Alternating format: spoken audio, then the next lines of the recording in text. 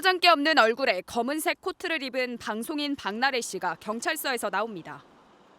전 매니저 갑질 의혹으로 고소당한 박 씨는 어제 7시간 30분가량 경찰 조사를 받았습니다. 성실하게 조사에 임했고요. 사실대로 질문에 다 답했습니다. 지난해 12월 전 매니저는 박 씨가 던진 술잔에 놀라 넘어지면서 손을 다쳤다며 박 씨를 특수상해 혐의 등으로 고소했습니다. 박 씨는 전 매니저에게 술잔을 던진 적이 있느냐는 취재진의 질문에 직접적인 답변은 피하며 입장을 밝혔습니다. 사실이 아닌 부분에 대해서는 또 바로 잡아야 되고 저의 불편한 사안들로 다시 한번 심력 끼쳐드린 점 사죄드립니다.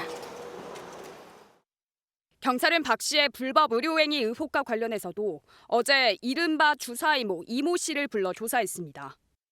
이번 조사에서 박 씨의 특수상해 혐의가 주로 다뤄진 가운데 의료법 위반과 마약류관리법 위반 등은 추가 조사를 통해 살펴볼 것으로 보입니다. 이 박나래 씨 관련 소식이 좀 수면 밑으로 내려가는가 하면 계속해서 다시 등장을 하고 있습니다. 이 코미디언 박나래 씨 이름이 또다시 등장한 이유가 이번엔 좀 다른데요.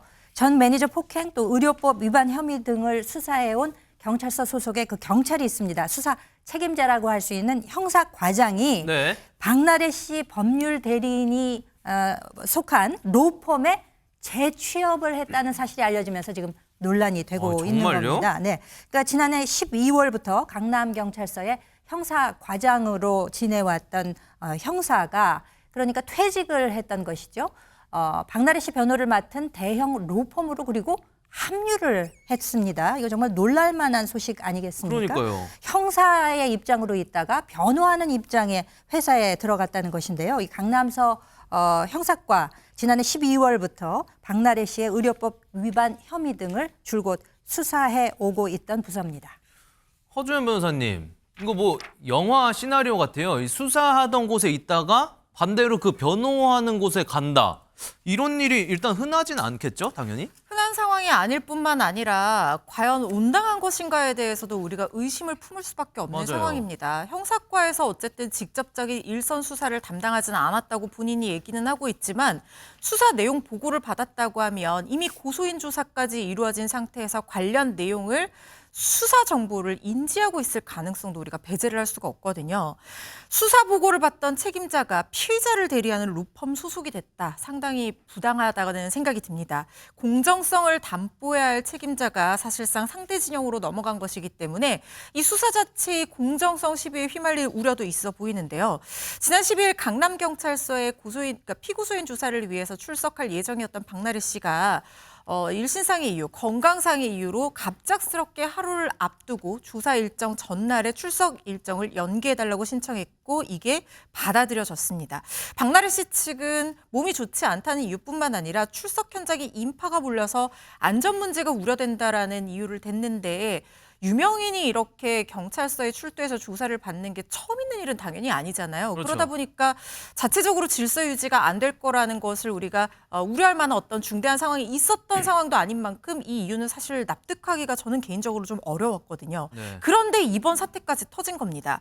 수사 책임자가 피의자 측 로펌으로 이동한 것이 이 조사 일정 연기에 영향을 준 것이 아니냐라는 의심도 해볼 수가 있는 부분이고요. 그러다 보니까 일각에서는 수사 기밀을 유출하는 것이 아니냐, 부당한 영향력 행사를 시작하는 것은 아니냐라는 우려 섞인 시선도 나오고 있는 상황입니다.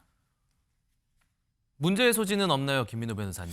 이미 문제가 생겼죠. 사실은 그 박나래 씨의 상대 측인 전 매니저들 입장에서는 이 사건의 수사 절차와 수사 결과 모두에 대한 공정성에 대한 신뢰성이 깨질 수밖에 없는 거거든요. 사실은 조사 예정인 피의자가 건강상 이유나 뭐 개인적인 일정 등의 이유로 이미 잡힌 수사 일정을 조율하거나 연기하는 거는 의외로 좀 종종 있는 일입니다. 다만 이러한 상황에서 그러니까 이 사건을 수사했던 수사 인력이 박나래 씨를 변호하는 로펌으로 이직한 상황에서 이렇게 일정 조율이 된다면 당연히 이제 문제 소지가 있겠죠. 그러니까 상대 측 입장에서는 수사 절차에 대한 공정성의 의문을 제기할 수 있는 거고 편의를 봐주는 거 아니냐라든지 그러면 이러한 상황에서 수사 결과가 나온다는데 그거를 상대 측에서 받아들일 수 있을지는 또 의문이 듭니다. 사실 그 공직자윤리법에 따르면 그 퇴직 공직자는 자신이 근무한 부서와 밀접한 관련이 있는 기관에 취업할 경우에는 사전에 그 취업에 대한 심사를 받아야 하는데요. 다만 현재 변호사 자격이 있는 공직자가 이렇게 법무법인에 취업하는 경우에는 심사 대상에서 제외될 수 있어서 이에 대한 문제의 지적이 계속되고 있습니다. 김묘성 기자님, 얘기를 해보면 해볼수록 아무래도 해명이 필요할 것 같아요. 네, 그렇습니다. 이 해당 형사과장은 한 언론 매체에 해명을 전했는데요. 내용은 그렇습니다. 형사과장 시절에 박나래 사건에 대한 구체적인 수사 지휘는 하지 않았고 로펌에 옮긴 뒤에도 해당 사건에 관여하지 않았다라고 이야기를 하는데 이 이야기로 말끔하게 해소를 할 수 있는지는 우리 시청자 여러분들께서도 생각이 좀 다르지 않을까 생각이 들고요. 네. 그리고 해당 로펌의 관계자 역시 해명에 나섰는데 시점에 있어서 조금 오해가 있다라는 겁니다.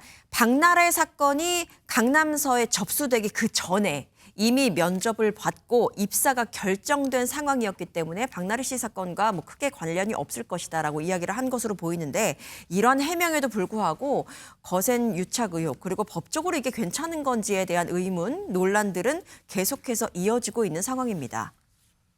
자, 안진용 기자님, 지금 뭐 그저 우연이었고 뭐 지금 타이밍이 문제였다 이러고 있는데 미루고 미뤄졌던 박나래 씨 소환 조사는 도대체 또 그럼 언제 이루어질까요? 자, 앵커께서 말씀하신 것처럼 우연이었고 타이밍이 문제였다는 걸 전제에 두고 이들의 해명이 다 사실이라는 걸 전제에 두고도 다시 한번 생각을 해볼게요. 자, 강남서에 접수되기 전 이미 면접을 보고 입사가 결정된 상황이었다고 하는데 반대로 박나래 씨 입장에서는 로펌을 선택해야 되는 상황이었죠. 이때 이런 인물들이 그 전에 면접을 봤으면은 해당 로펌에서 우리 이 법무법인으로 이 특정 경찰서의 형사과장이 올 예정이다라고 했을 때 박나래 씨 입장에서 선택하는 데 하나의 기준이 되지 않았을까 생각을 해볼 수 있고요.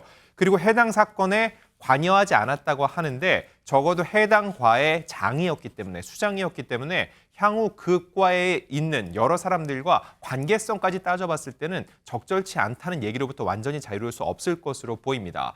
게다가 하필이면 이달 초에 옮겼는데 그 직후에 박나래 씨가 지난 12일 소환을 앞두고 있었는데 갑자기 미뤄졌다? 까마귀 날자 배 떨어진다는 것처럼 왜 하필 옮긴 직후에 정말 2달 만에 잡힌 소환 조사가 미뤄졌을까? 이건 역시 의심해 볼 수밖에 없는 상황이 생겼다고 볼 수 있고요. 또 하나 또 말씀드릴 거는 지금 이런 상황이 전개되는 상황 속에서 전 매니저 같은 경우는 노동청 조사까지 받았습니다. 직장 내 괴롭힘 문제를 삼았었는데 정작 노동청 조사를 받지 않았다라고 하는 문제 제기가 있었습니다. 하지만 이 노동청에 진정서를 제출한 후에 관련돼서 이미 조사까지 받았기 때문에 정말 이제는 박나래 씨가 소환 조사에 응할 차례라는 거죠. 아마도 지난 12일 한 차례 미뤘기 때문에 더 이상 미루긴 힘들 것으로 보이고요. 적어도 2월 중에는 첫 번째 소환 조사가 이루어질 것으로 보이는데 포토라인에 서게 될지, 포토라인에 선다면은 박나래 씨는 이제 해명해야 할 상황이 하나 더 늘었습니다. 지금 상황에 대한 여러 가지 질문 외에 이렇게 해당 경찰서의 형사과정에 갑작스럽게 옮기게 됐는데 해당 로펌을 선택하는 데 있어서 과연 영향을 미쳤는지에 대한 질문 역시 또 받게 될 것으로 보입니다.